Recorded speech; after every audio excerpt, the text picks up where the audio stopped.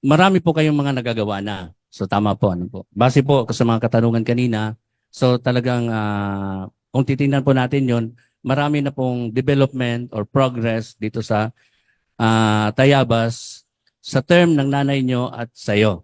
Okay?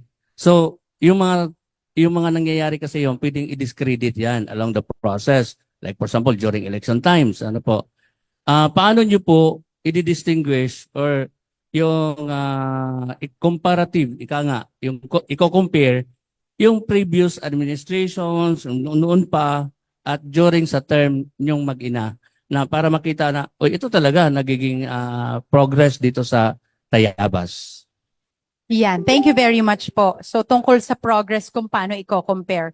Sa tingin ko po sa mga Tayabasin, kung ikaw po ay sapol na naninirahan sa lungsod ng Tayabas, mula pa nang ikaw ay bata hanggang sa lumaki, o yung mga bagong nanirahan sa lungsod ng Tayabas, ano ang naging dahilan bakit sila lumipat sa lungsod ng Tayabas? Siguro po ay nakita nila yung progreso. At kung ikaw ay mula bata hanggang lumaki, kagaya ko po, dinaanan ng pandemya, nandito ako, nag-asawa, nagkaanak, nandito po ako mula pagkabata, ang aking pamilya, ang aking buong mag-anak ay nakatira po dito. Kaya masasabi ko na mula noon pa man, magpasa hanggang ngayon, napakalaki na po at malayo na ang narating ng lungsod ng Tayabas. Ayoko pong magsalita o magkumpara ng mga nakaraang administrasyon sapagkat may kanya-kanya naman po talagang forte ang mga namumuno ng lungsod. Pero ang masasabi ko lang po, napakaswerte po, napakapalad ng mga Tayabasin dahil si Mayor Ernida Agpi Reynoso po ay isang visionary leader. Isang leader kung saan hindi siya nakatingin sa pangmaiksi ang panahon lamang. Ang tiningnan po niya ay pangmahabang panahon. Paano ba ang Tayabas 10, 50, 100 years more? Ano ba ang kahihinatnan ng Tayabas? Ano ba ang kakailanganan natin?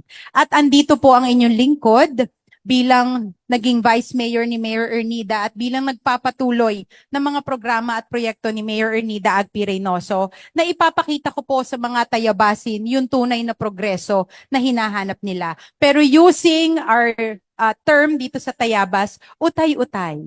Dahil po sabi nga slowly but surely, ang gusto po natin pang mahaba ang panahon na papakinabangan ng mga kababayan, kaya po hindi tayo nag-iisip ng mga pansamantala lamang ng mga gamot sa mga problema. Ang iniisip po natin ay pangmahaba ang panahon. Kaya even beyond my term, iniisip po natin ay mga programa at proyekto na mapapakinabangan. Kahit po ang kredito ay hindi mapapunta sa akin, ang mahalaga siguraduhin na mapapakinabangan ito ng mas mahabang panahon. So yun po.